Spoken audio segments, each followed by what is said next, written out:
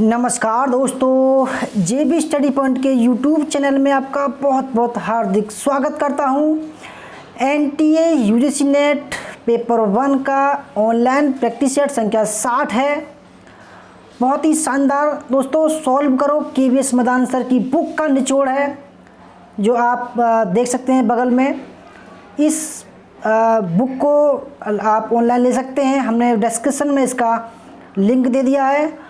और हमारे इस PDF को, जो वीडियो की PDF है, इसको भी आप डाउनलोड कर सकते हैं, उसका भी हमने लिंक दे दिया है। दोस्तों आइए शुरू करते हैं। हमारा उद्देश्य है अब की बार नेट JRF पार। आप हमारा बायोडाटा देख सकते हैं, PhD इतिहास 1 बार, JRF 4 बार, नेट पास।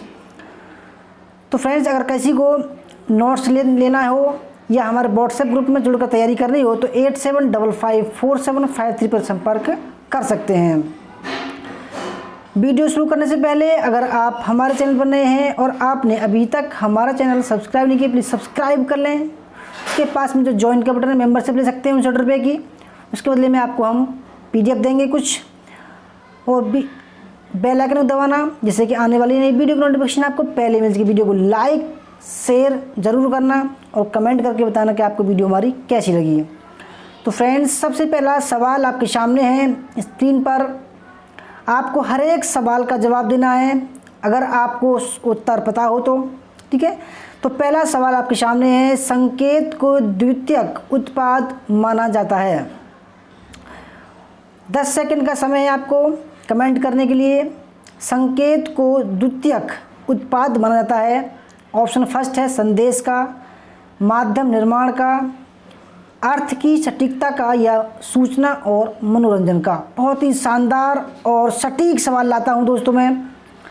थोड़ी मेहनत बेशक लगती है, परंतु सवाल ऐसे लाता हूं जो आपको काम आ सकें और नेट JRF आपको निकल सके। तो संकेत को द्वितीयक उत्पाद माना जाता है। तो फ्रेंड्स, सही आंसर है इसका ऑप्शन नंबर सेकंड, माध्यम निर्माण का, ठीक है। संकेत को माध्यम निर्माण का उत्पाद माना जाता है। इसकी व्याख्या भी देखते हैं। संकेत को माध्यम निर्माण का द्वितीयक उत्पाद माना जाता है।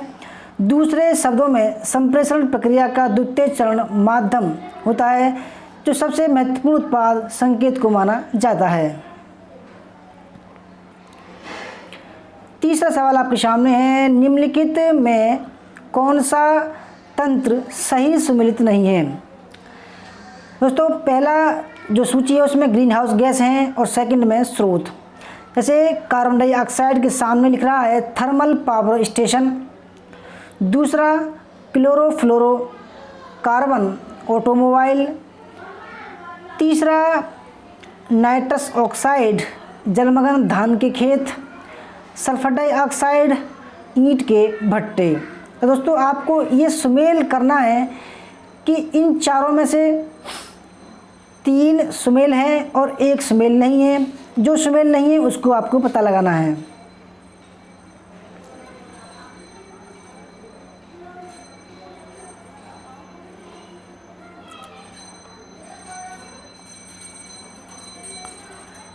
तो फ्रेंड्स, इसका जो सही आंसर है वो है ऑप्शन नंबर B, यानी कि जो B ऑप्शन है वो सुमेलित नहीं है और बाकी सब सम्मिलित हैं।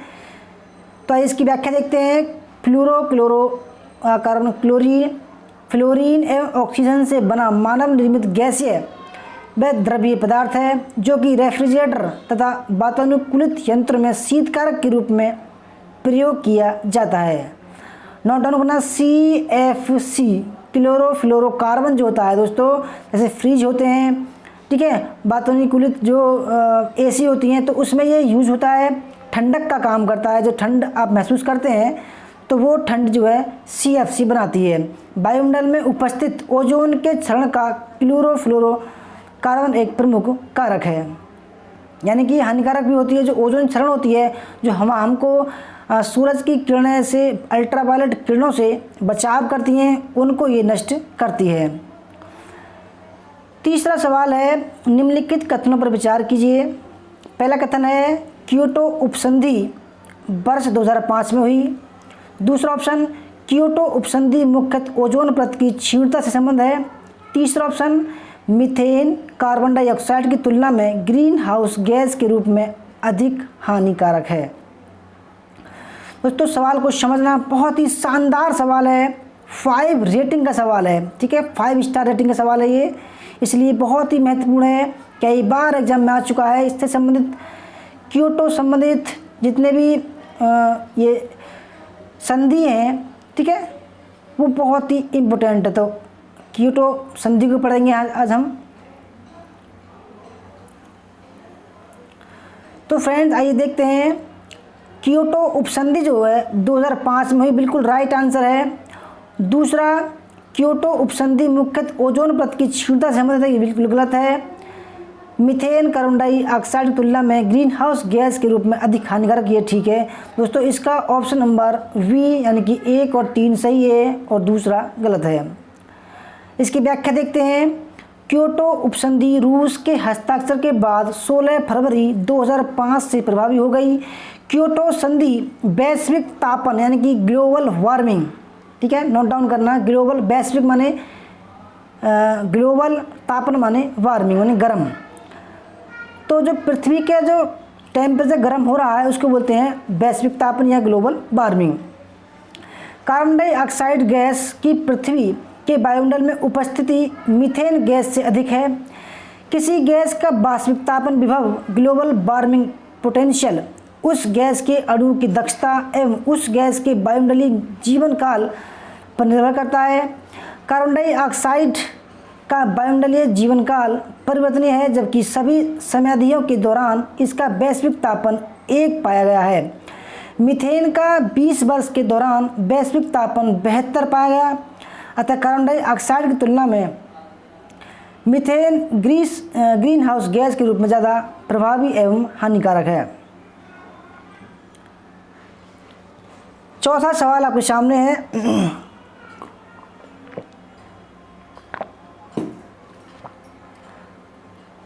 चौथा सवाल है, गुणात्मक शोधकर्ता, एक खाली स्थान दिया हुआ है, गुणात्मक शोधकर्ता की ओर मात्रात्मक शोध की प्रवृत्ति के कारण उसकी निंदा करते हैं।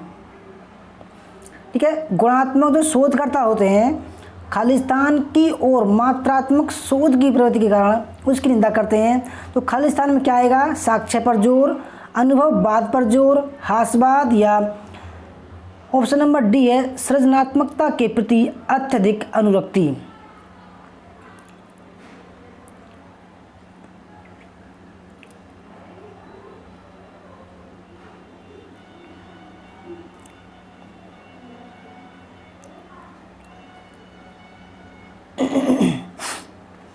तो फ्रेंड्स खाली स्थान में आएगा हास्यवाद यानी कि रिडक्शनिज्म। ठीक है, शोधकर्ता गुणात्मक शोधकर्ता हास्यवाद की ओर मात्रात्मक शोध की प्रवृत्ति के कारण उसकी निंदा करते हैं। ऑप्शन नंबर सी इसका राइट आंसर है।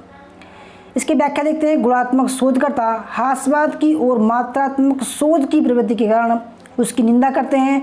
गुणात्मक अनुसंधान के क्रियाकलाप गुणात्मक घटनाक्रमों पर केंद्रित रहते हैं, जबकि मात्रात्मक अनुसंधान के अंतर्गत मात्रात्मक प्रकार से मापित हो सकने वाली घटनाओं का अध्ययन किया जाता है।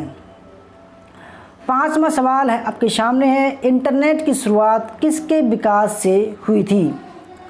पहला ऑप्शन है यूजनेट, दूसरा एक्स्ट्रानेट, तीसरा अपार्टनेट, या चौथा है इंट्रानेट। मोस्ट इम्पोर्टेंट सवाल है, एग्जाम में आ चुका सवाल है।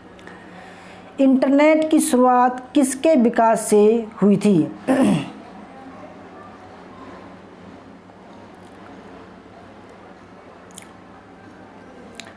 आईसीटी यूनिट का ये महत्वपूर्ण सवाल है। इंटरनेट की शुरुआत किसके विकास से हुई थी? तो दोस्तों सही आंसर है अपार्टनेट से। ठीक है, option number C right answer है। इसकी व्याख्या देखते हैं। इंटरनेट का प्रारंभ 1669 में अमेरिकी रक्षा विभाग द्वारा अपार्टनेट यानी कि advance research project agency net के विकास से किया गया।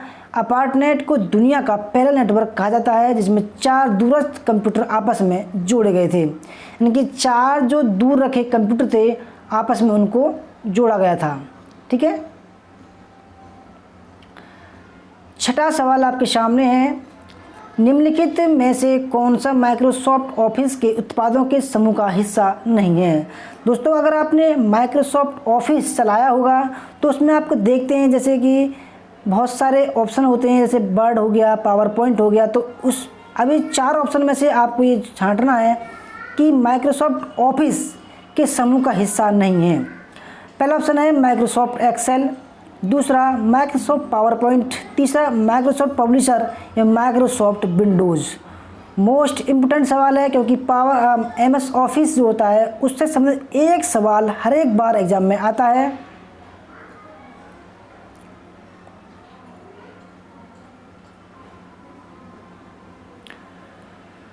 तो फ्रेंड्स, MS ऑफिस के उत्पादों का जो समूह है उसका जो हिस्सा नहीं है वो है माइक्रोसॉफ्ट विंडो।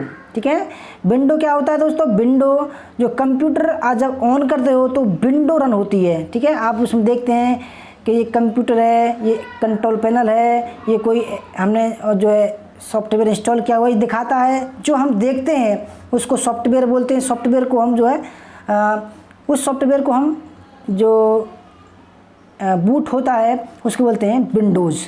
और जबकि जो MS ऑफिस होता है उसमें माइक्रोसॉफ्ट ऑफिस में एक्सेल, पावर पॉइंट, पब्लिशर और वर्ड, MS वर्ड जो होता है जो हम टाइप करते हैं वो होते हैं।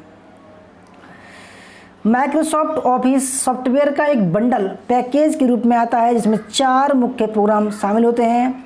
Microsoft Excel, PowerPoint, Publisher और वर्ड और भी होते हैं, परंतु मुख्य रूप से जो है वो 4 प्रोग्राम होते हैं। 7वां सवाल विशेष महत्वपूर्ण है। पेरिस समझौता का उद्देश्य इस शताब्दी में तापमान को पूर्व औद्योगिकरण स्तर से कितना डिग्री सेल्सियस ऊपर सीमित करना है। जो पेरिस समझौता हुआ था 2015 में, उसका जो उद्देश्य है जो तापमान को रोकना है, सीमित करना है, कितने डिग्री से ऊपर सीमित करना है, यानी कि वहाँ तक सीमित करना है। तो ये इसका कितना था? 1 डिग्री, 2 डिग्री, 0.3 डिग्री या 3 डिग्री। मोस्ट इम्पोर्टेंट सवाल है दोस्तों, क्योंकि ये एग्ज़ाम में आ चुका सवाल है। पिछले एग्ज़ाम में इस सवाल को घुमा गया था कि पेरिस समझौता कब हुआ था। तो ये सवाल है पेरिस समझौता का उद्देश्य क्या है। ठीक है, तो दोस्तों इसका सही आंसर है ऑप्शन नंबर बी, यानी कि 2 डिग्री तक सीमित रखना है। पेरिस समझौता का उद्देश्य इस शताब्दी में तापमान वृद्धि को पूर्व औद्योगिकरण स्तर से 2 डिग्री सेल्सियस ऊपर सीमित करना है। वैज्ञानिकों ने चेतावनी दी है कि 2 डिग्री से ऊपर के तापमान से धरती की जलवायु में बड़ा बदलाव हो सकता है, जिसके असर से समुद्र तल की ऊंचाई बढ़ना, बाढ़, जमीन धंसने, सूखा, जंगलों में आग जैसी आपदाएं बढ़ सकती हैं। वैसे भी औद्योगिकरण शुरू होने के बाद से धरती का तापमान 1 डिग्री सेल्सियस बढ़ चुका है। वैज्ञानिक इसके लिए ग्रीन हाउस गैसों के उत्सर्जन को जिम्मेदार मानते हैं। ये गैसें इंसानी ज़रूरतें जैसे बिजली उत्पादन, गाड़ियाँ, फैक्ट्री और बाकी कई वजहों से पैदा होती हैं। 8वां सवाल आपके सामने है। निम्नलिखित में से कौन सी निर्माणात्मक मूल्यांकन की विशेषता है? नोट डाउन करना। कौन सी विशेषता निर्माणात्मक मूल्यांकन की विशेषता है? पहला ऑप्शन मूल्यांकन सत्रांत पर होता है। दूसरा ऑप्शन मूल्यांकन कार्यक्रम तैयार करने से पहले किया जाता है। तीसरा मूल्यांकन शिक्षण का अधिगम परिणाम संसूचित करने से संबंधित होता है। और चौथा ऑप्शन होता है मूल्यांकन शिक्षण के दौरान किया जाता है।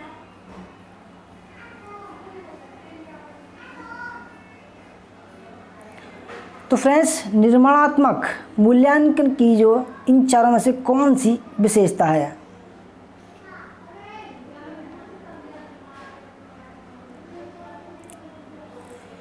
तो फ्रेंड्स, इसका सही आंसर है मूल्यांकन शिक्षण के दौरान किया जाता है। ठीक है, ये क्योंकि जो निर्माणात्मक जो मूल्यांकन होता है वह मूल्यांकन शिक्षण के दौरान ही किया जाता है। नोट डाउन करें इस बात को।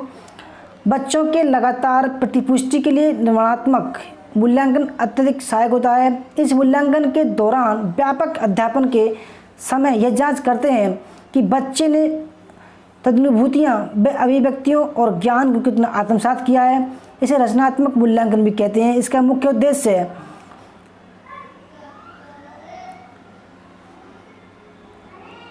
इसका मुख्य उद्देश्य जो होता है जो दोस्तों अवयवों को रचनात्मक प्रतिक्रिया में सक्षम बनाना होता है, जो उनको ढंग से सीखने में प्रभावी रूप से मदद करे। 9वां सवाल है, निम्नलिखित में से कौन सी अधिगमकर्ता की गैर संज्ञानात्मक विशेषता है। अधिगमकर्ता मतलब कि स्टूडेंट, नोट डाउन करना। अधिगमकर्ता होता है जो सीख रहा होता है, यानी कि स्टूडेंट। तो कौन सी अधिगमकर्ता की गैर संज्ञानात्मक विशेषता है। स्मरण, समस्या समाधान, महत्वपूर्ण संवेदी आगतों की पहचान करना या सत्य में विश्वास करना। तो कौन सी अधिगमकर्ता की गैर संज्ञानात्मक विशेषता है। तो फ्रेंड्स सही आंसर है ऑप्शन नंबर डी, सत्य में विश्वास करना जो है ये इसकी विशेषता है। सत्य में विश्वास करना अधिगमकर्ता की गैर संज्ञानात्मक विशेषता होती है, क्योंकि संज्ञान होने की स्थिति में वह वस्तु या स्थिति के बारे में उसी रूप में विश्वास कर लेता है जैसा उसको वो दिखाई देता है। एक शोधकर्ता अपने शोध में शून्य परिकल्पना को अस्वीकार करने में विफल रहता है। उसकी मूल शोध परिकल्पना के लिए इसके क्या निहितार्थ होंगे। पहला ऑप्शन है शोध परिकल्पना को स्वीकार कर लेगा, दूसरा शोध परिकल्पना को अस्वीकार कर लेगा, तीसरा शोध परिकल्पना पर कोई निर्णय नहीं लेगा, या चौथा ऑप्शन है शोध परिकल्पना में सुधार करेगा। एक शोधकर्ता अपने शोध में शून्य परिकल्पना को अस्वीकार करने में विफल रहता है। उसकी मूल शोध परिकल्पना के लिए इसके क्या निहितार्थ होंगे। दोस्तों आपको पता होगा परिकल्पना क्या है, यानी कि जो टॉपिक चयन होता है उसके बाद में परिकल्पना हाइपोथेसिस बनाई जाती है, यानी कि मैं इसका मैटर कहाँ से इकट्ठा करूँगा, कहाँ कहाँ जगह जाऊँगा। यानी कि अगर आप घर बना रहे हैं दोस्तों, नक्शा जो बनता है वो उसको बोलते हैं परिकल्पना, ठीक है। उसी नक्शा के अकॉर्डिंग सारा काम होता है। तो उसी प्रकार कोई काम किया जाता है तो सबसे पहले माइंड में एक परिकल्पना बनाई जाती है कि मैं ये ऐसे ऐसे काम करूँगा।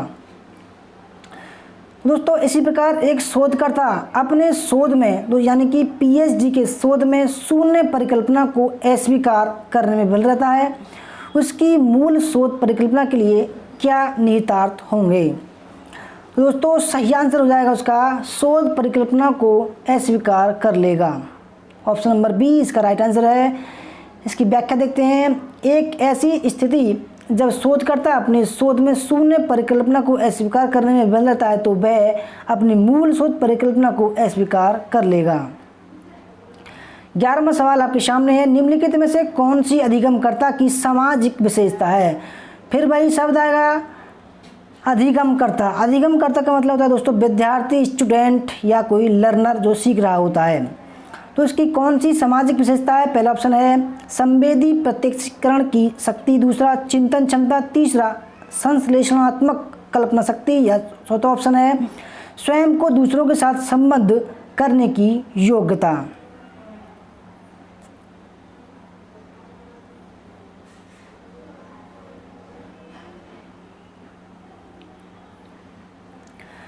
तो फ्रेंड्स अधिगमकर्ता की जो सामाजिक विशेषता होती है वो होती है स्वयं को दूसरों के साथ संबंध करने की योग्यता। ऑप्शन नंबर डी इसका सही आंसर है। इसकी व्याख्या देखते हैं। स्वयं को दूसरों के साथ संबंध करने की योग्यता अधिगमकर्ता की एक सामाजिक विशेषता है, अर्थात यदि एक अधिगमकर्ता सामाजिक होगा तो वह सहज भाव से ही खुद को दूसरों के साथ समायोजित कर लेगा।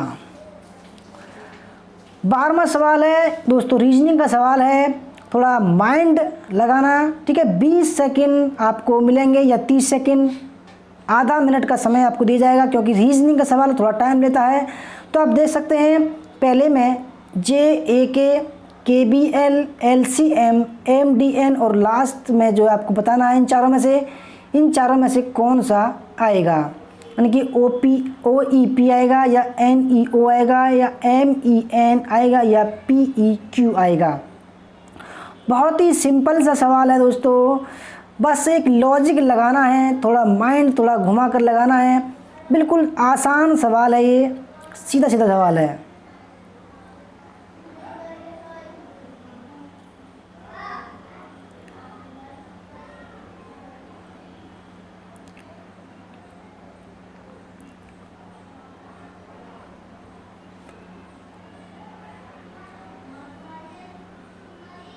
तो आइए दोस्तों देखते हैं। सबसे पहले देख रहे हैं आप JAK, ठीक है। हम इसको कैसे करेंगे, सबसे पहले देखते हैं पहला अक्षर J और उसके बाद में क्या रहा है दूसरे उसमें K के बाद में L के बाद में M के बाद में क्या आएगा फिर N। नोट डाउन करते चलना। अब देखते हैं JA, अब A आ गया, A के बाद में कौन सा रहा है दूसरे में B, उसके बाद में C, उसके बाद में D और इसके बाद में क्या आएगा, यहाँ आएगा E, ठीक है। अब NE आ गया। अब लास्ट में देखते हैं K के बाद में क्या रहा है यहाँ पर लास्ट में L के बाद में M के बाद में N और N के बाद में O। तो फ्रेंड्स इसमें बहुत ही सिंपल सा सवाल था ये, तो इसका सही आंसर हो जाएगा NEO। 13वां सवाल है, निम्नलिखित किन युक्तियों में आधार वाक्य और निष्कर्ष के बीच जो संबंध होता है वह तार्किक अनिवार्यता का होता है। थोड़ा घुमाने वाला सवाल है, किन युक्तियों में आधार वाक्य और निष्कर्ष के बीच जो संबंध होता है वह तार्किक अनिवार्यता का होता है। पहला ऑप्शन आगमनात्मक, दूसरा निगमनात्मक, तीसरा निर्देशनात्मक या चौथा सादृश्य मूलक।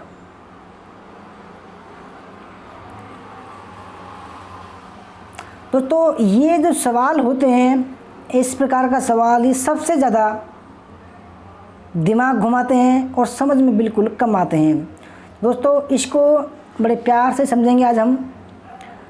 तो इसका जो सही आंसर वो है निगमनात्मक, ठीक है, ऑप्शन नंबर B।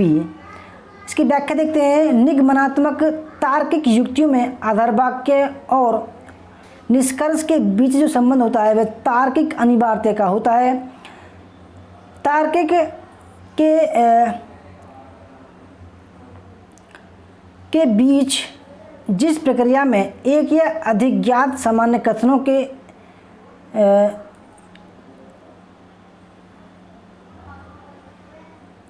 के विचार पर किसी निश्चित निष्कर्ष पर पहुंचता है तो उसे निगमनात्मक तर्क कहते हैं। 14वां सवाल है, तापमान में वृद्धि के साथ जल निकाय में विघटित ऑक्सीजन अंश है। दोस्तों ये सवाल ये पूछ रहा है कि जब तापमान में वृद्धि होती है, ठीक है, तो जब जल निकाय में विघटित ऑक्सीजन का अंश घटता है या बढ़ता है या स्थिर रहता है या समान प्रयास के अनुसार घटता या बढ़ता है। क्योंकि जब तापमान में वृद्धि होती है, जल में क्या होता है, बाष्पोत्सर्जन होता है, जल जो उड़ता है, ठीक है, और उसमें बादल बनते हैं। तो ये पूछ रहा है जो ऑक्सीजन का अंश है वो क्या होता है। तो फ्रेंड्स सही आंसर है घटता है, ठीक है। ऑक्सीजन का अंश क्या होता है, घटता है। तापमान में वृद्धि के साथ जल निकाय में विघटित ऑक्सीजन की मात्रा या अंश घटता जाता है। ऐसा इसलिए होता है क्योंकि तापमान वृद्धि से जल के ऑक्सीजन धारण करने की क्षमता में कमी हो जाती है। तापमान में वृद्धि होने के कारण जल में BOD की मांग भी बढ़ती जाती है। BOD means biochemical oxygen demand है, जो जल में ऑक्सीजन मांग की मात्रा को प्रदर्शित करती है। 15वां सवाल है, निम्नलिखित में से कौन सा शैक्षणिक FM रेडियो नेटवर्क है। दोस्तों पिछले उसमें आ चुका सवाल है, क्योंकि इसमें 4 सवाल हैं, चारों के अलग अलग बताएंगे हम। शैक्षणिक FM रेडियो नेटवर्क है, पहला ऑप्शन है ज्ञान दर्शन, ज्ञानवाणी, ज्ञानधारा या GIAN।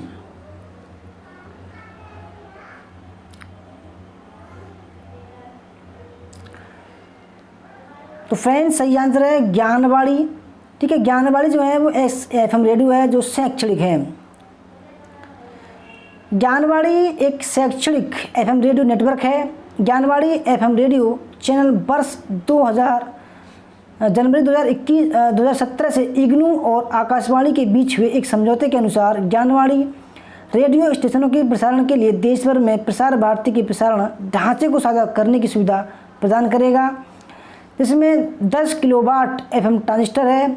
इससे पहले ज्ञानवाणी का संचालन इग्नू के द्वारा किया जाता रहा है। यह वर्ष 2001 में मानव संसाधन विकास मंत्रालय और सूचना प्रसार मंत्रालय के सहयोग से मीडिया के पहल द्वारा निर्माण इसको किया गया था। 16वां सवाल है, निम्नलिखित में से कौन सा एक भारत के राष्ट्रीय जलवायु परिवर्तन कार्य योजना के 8 मिशनों में शामिल नहीं है। बहुत ही अच्छा सवाल है दोस्तों ये। जन और पर्यावरण की जो यूनिट है उसके लिहाज से कौन सा एक भारत के राष्ट्रीय जलवायु परिवर्तन कार्य योजना के 8 मिशनों में शामिल नहीं है। पहला ऑप्शन है सौर शक्ति, वनीकरण, नाभिकीय शक्ति या अपशिष्ट से ऊर्जा परिवर्तन।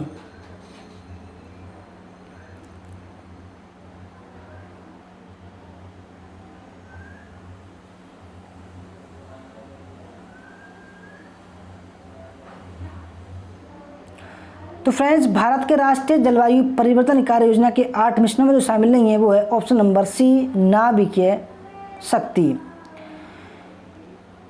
भारत के राष्ट्रीय जलवायु परिवर्तन कार्य योजना national action plan on climate change के अंतर्गत 8 राष्ट्रीय मिशन शामिल हैं, जैसे सौर शक्ति, वनीकरण तथा अपशिष्ट से ऊर्जा परिवर्तन, क्रमशः राष्ट्रीय सौर मिशन, राष्ट्रीय हिमालय परिप्रणाली परीक्षण मिशन तथा राष्ट्रीय सतत पर्यावास मिशन में शामिल है, जबकि नाभिकीय शक्ति उपयुक्त 8 मिशन में से किसी में भी शामिल नहीं है।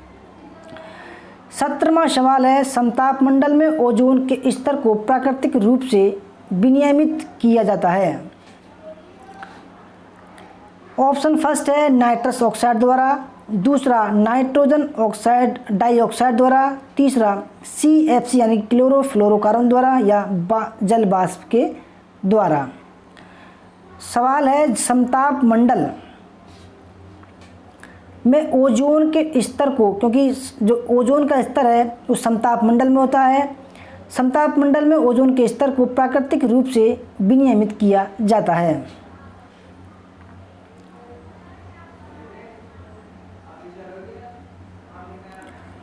तो फ्रेंड्स, सही आंसर है नाइट्रोजन डाइऑक्साइड। ठीक है,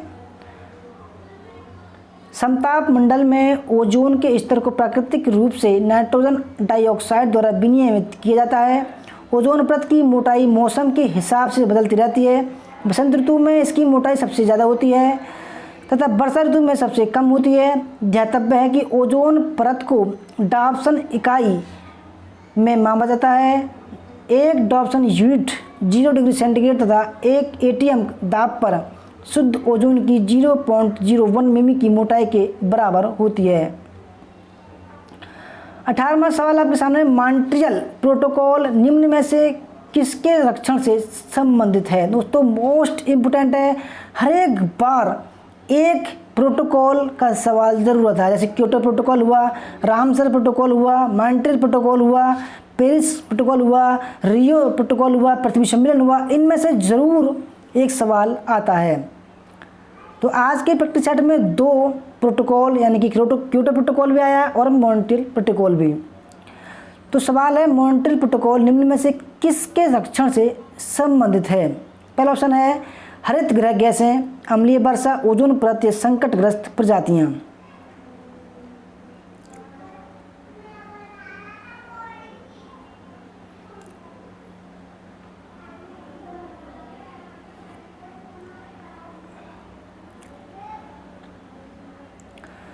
तो फ्रेंड्स, सही आंसर इसका ऑप्शन नंबर सी। जो मॉन्ट्रियल प्रोटोकॉल है वो ओजोन परत के रक्षण यानी कि इसको बचाने के लिए ये प्रोटोकॉल किया गया था।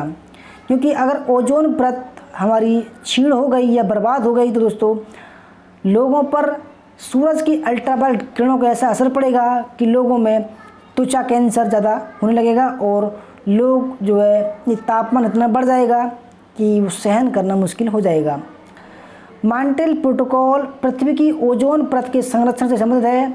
यह वियना संधि का एक प्रोटोकॉल है जिसका उद्देश्य ओजोन परत का क्षरण करने वाले पदार्थों क्लोरोफ्लोरोकार्बन आदि को प्रयोग से हटाना है। यह प्रोटोकॉल 1 जनवरी 1989 से प्रभावी हुआ था। 19वां सवाल है, वर्तमान में अध्ययन की अत्यधिक प्रभावी विधि है। क्योंकि वर्तमान समय में, क्योंकि आज के समय में कोरोना वायरस चल रहा है दोस्तों, उसके समय में ये सवाल बड़ा महत्वपूर्ण है। वर्तमान में अध्ययन की अत्यधिक प्रभावी विधि है स्वयं अध्ययन, आमने सामने अध्ययन, ई लर्निंग या मिश्रित अध्ययन। मोस्ट इम्पोर्टेंट सवाल है, 5 रेटिंग का सवाल है, आने की संभावना बहुत ज़्यादा है क्योंकि कोरोना वायरस का समय चल रहा है। तो फ्रेंड्स, वर्तमान समय में अध्ययन की अत्यधिक प्रभावी जो विधि है वो है ई लर्निंग, यानी कि आप भी जब हमारे वीडियो को देख रहे हैं तो आप भी ई लर्निंग कर रहे हैं। वर्तमान में अध्ययन की अत्यधिक प्रभावी विधि ई लर्निंग है, जो कि अधिकांश इंस्टीट्यूटों द्वारा अपने छात्रों को शिक्षा देने के लिए प्रयोग की जा रही है। लास्ट सवाल है, शिक्षक जब अपने विद्यार्थियों के साथ संप्रेक्षण करता है तो क्या महत्वपूर्ण होता है? नोट डाउन करना, क्योंकि आप भी अगर शिक्षक बनने के लिए प्रिपेयर कर रहे हैं दोस्तों, ये सवाल आपके लिए बहुत ही महत्वपूर्ण है। कई बार एग्जाम में आ चुका है, शिक्षक जब अपने विद्यार्थी के साथ संप्रेषण करता है, संप्रेषण माने कम्युनिकेशन करता है, संचार करता है या बतलाता है, तो क्या महत्वपूर्ण होता है?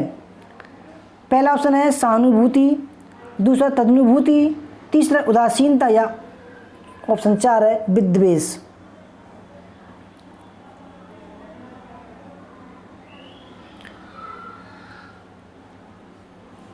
तो फ्रेंड्स, सही आंसर है इसका ऑप्शन नंबर बी, तदनुभूति या कॉग्निटिव बोलते हैं इसको। और दोस्तों, ये अब इसकी भाषा में बताऊं क्या होता है ये, कि जब शिक्षक बनता है एक मनुष्य, तो उसमें सबसे पहले विद्यार्थियों को समझने या उनकी भावना को समझने का एक तरीका, एक भावना होनी चाहिए। उनको बच्चों की भावना को समझने की क्षमता होनी चाहिए, तभी जो है, क्योंकि वह बहुत ही महत्वपूर्ण है। अगर आप बच्चों की भावना नहीं समझ रहे हैं तो आप शिक्षक के लिए महत्वपूर्ण बनने के लिए लायक नहीं है। क्योंकि सबसे पहला महत्वपूर्ण कारक जो होता है वो बच्चों की भावना को समझें, उसकी फीलिंग को समझें, बच्चा क्या करना चाहता है उसके अनुसार ही उसको समझाएं। शिक्षक का अपने विद्यार्थी के साथ संप्रेषण करते समय तदनुभूति महत्वपूर्ण होता है। दोस्तों, ये थी हमारे आज का प्रैक्टिस सेट नंबर 60। आपको कैसा लगा? अच्छा लगा तो लाइक करना, शेयर करना, कमेंट करना और हमारे चैनल जेबी स्टडी पॉइंट को जरूर सब्सक्राइब कर देना और उसके पास हम जो बेल आइकन है उसको प्रेस कर देना, जिससे कि आने वाली नई वीडियो की नोटिफिकेशन आपको पहले मिल सके। वीडियो को लाइक शेयर करना ना भूलें। जय हिंद, जय भारत, वंदे मातरम।